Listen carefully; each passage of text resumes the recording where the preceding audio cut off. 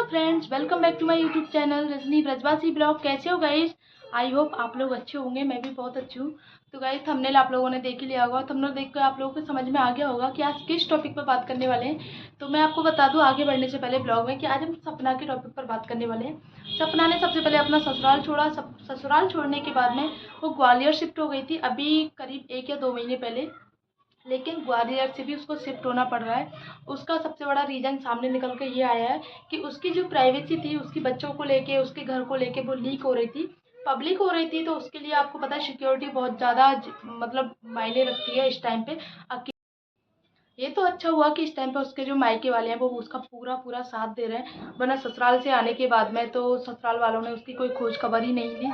किस हालत में है, कहाँ है, छोटी छोटी बच्चियों को लेके कहाँ घूम रही है, मतलब उसको घर मिला है नहीं मिला है, उसके ससुराल वालों को कोई मतलब नहीं है। लेकिन कुछ लोग जो है ना कमेंट सेक्शन में उसको कमेंट कर रहे हैं कि सपना को अपने ससुराल में चले जाना चाहिए, माफ़ी मांग लेनी चाहिए और वहीं रहना चाहिए। वैसे एक तरह से एक तरफ से आप पॉइंट ऑफ व्यू से देखो तो अपना जो स्वाभिमान जो है उसको एक साइड में रख के आप जा सकते हैं। लेकिन दूसरी तरफ ये भी है गाइस कि जब से सपना वहां से निकल के आई है, खुश है। सबसे बड़ी बात उसके लिए फ्रीडम जो है ना, उसकी बच्चियों के लिए वो मतलब सारी चीजें कर पा रही है। जब से सपना अपने ससुराल को छोड़ के गई है तब से लेके उसके मायके वाले उसके साथ में हैं। कुछ लोगों का कहना है कि मायके वाले फायदा उठा रहे हैं। तो एक बात बताओ, मायके वाले अगर उसका इस टाइम पे साथ दे रहे हैं, नहीं देते हैं तब भी आपको परेशानी है, साथ दे रहे हैं तब भी आपको परेशानी है, तो स्वार्थ उसमें किस चीज़ का है? पहले तो आप एक चीज़ बताओ। वो अपना सारा काम छोड़ के, उसकी मम्मी सिलाई का काम करती है, वो काम छोड़ के वो वहाँ पे उसकी अपनी बेटी के साथ में रह रही है। घर का सारा जो है उनका, देखो एक गृहस्थी होती है। अब आप एक जगह से दूसरी जगह शिफ्ट होते हो तो सारी चीज़ें मैनेज करना बहुत मुश्किल होता है। तो सपना की अकेली भाभी है, उसका भाई भी उसके साथ में रहता है, सपना के मम्मी भी पापा भी। तो एक उसके भी 2 छोटे छोटे बच्चे हैं, तो वो भी तो कैसे मैनेज करती होगी। इस सब को देखते हुए सपना ने एक डिसीजन लिया कि ग्वालियर वाले घर को छोड़ के वहीं पास में ही ले लेती हूँ मैं, जो मायके और मतलब मेरे घर में थोड़ी ज़्यादा दूरी नहीं रहेगी, जिससे क्या मायके वालों को आने जाने में परेशानी नहीं रहेगी। ग्वालियर से और उसके मायके का रास्ता थोड़ा दूर था, तो आने जाने में परेशानी होती थी, रुकना भी पड़ता था। अगर सपना अब भी लोगों की बातों में आके अपनी डिसीजन चेंज करती है तो उससे बड़ा बेवकूफ़ कोई भी नहीं होगा, क्योंकि लोगों का क्या है, काम है कहना। और लोग आपको खाने के लिए देके नहीं जाते, जो आपको मेहनत खुद ही करनी पड़ती है, और सपना वो मेहनत कर रही है गाइस, क्योंकि उसके मायके की तरफ से उसको पूरा सपोर्ट मिल रहा है। जब से वो उसने उसने वो वाला घर छोड़ा है, जो ससुराल वाला घर है वो छोड़ा है, वहाँ से उसने सारा हक छोड़ दिया, सारा कुछ छोड़ दिया। यहाँ तक कि अपने पैसों से जो उसने चीज़ें ली थी वो भी छोड़ दी है। सपना ने पहले लोगों से पूछा क्या मुझे यहीं रहना चाहिए या मुझे अपने मायके में मतलब शिफ्ट हो जाना चाहिए। तो लोगों का सिर्फ और सिर्फ एक यही बात थी कि चाहे आप अपने मायके के पास में घर ले लो, लेकिन मायके में मत रहो।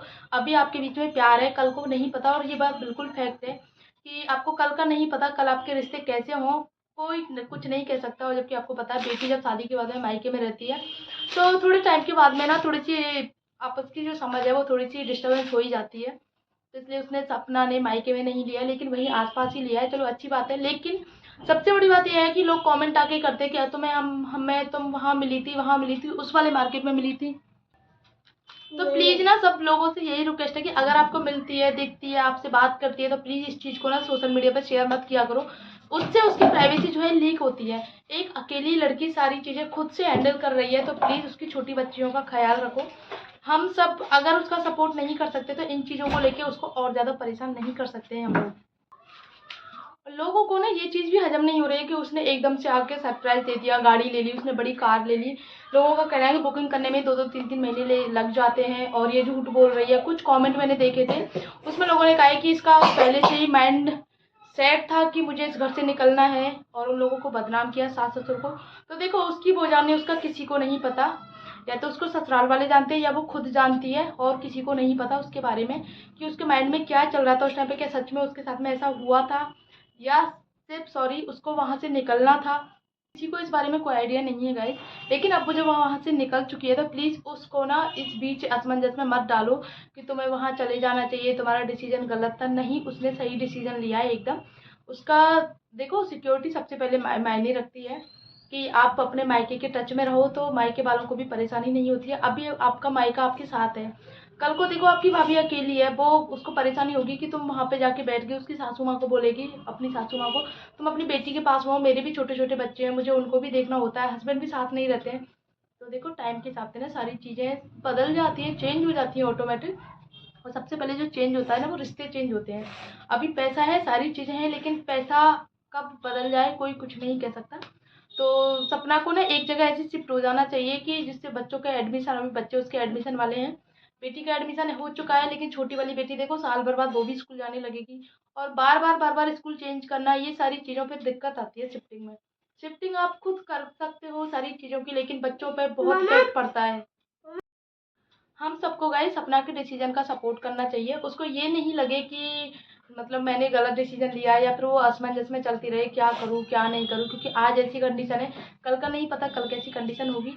तो उसको ऐसा नहीं लगना चाहिए। अब जल्दी से जल्दी ना उसको सिर्फ और सिर्फ अपने लिए ना छोटा ही सही लेकिन एक घर खरीद लेना चाहिए। अगर उसके पास में इतनी कैपेबिलिटी है उसके अंदर तो घर ले लेना चाहिए, क्योंकि शिफ्टिंग में बहुत परेशानी होती है। और किराए का घर जो होता है ना गाइस, आज अगर हम नहीं खाली कर रहे हैं तो हो सकता है कल को वो मकान मालिक खाली करवा ले। नहीं पता आपको किसी भी चीज़ के बारे में। तो ऐसी सिक्योर जगह पर उसको घर लेना चाहिए जिसमें मायके वाले भी टच में रहे उसके, और पूरी सिक्योरिटी भी रहे। लाइक कॉलोनी में क्या है कि एक मतलब सिक्योरिटी गार्ड भी रहता है, वहाँ पे आने जाने वालों की भी खबर भी रहती है। विदाउट परमिशन कोई आ जा नहीं सकता है। तो थोड़ा सा बच्चियों की सिक्योरिटी को देखते हुए ये डिसीजन लेना चाहिए गाइस सपना। और इस सब में ना एक चीज़ बहुत अच्छी लगी उसकी मम्मी की। उसकी मम्मी हमेशा उसके साथ में ढाल बन के खड़ी है सपना के। जब से उसने वो घर छोड़ा है तब से लेके और अब तक उसकी सारी चीज़ें उसने छोड़ दी हैं। सिर्फ और सिर्फ सपना के साथ उसकी बच्चियों की देखभाल कर रही है, उसके सामान शिफ्टिंग में हेल्प कर रही हैं। सच में यार, अच्छे बुरे की ना पता ऐसे टाइम में ही चलती है। जो अपन दुख का टाइम होता है ना उसमें ही पता चलता है कौन अच्छा है कौन बुरा है, कौन अपना असली चेहरा दिखा देता है। तो गाइस आज का ब्लॉग बस इतना ही। आई होप आप लोगों को पसंद आया होगा। पसंद आया हो तो वीडियो को लाइक कर दो, शेयर कर दो, कमेंट कर दो।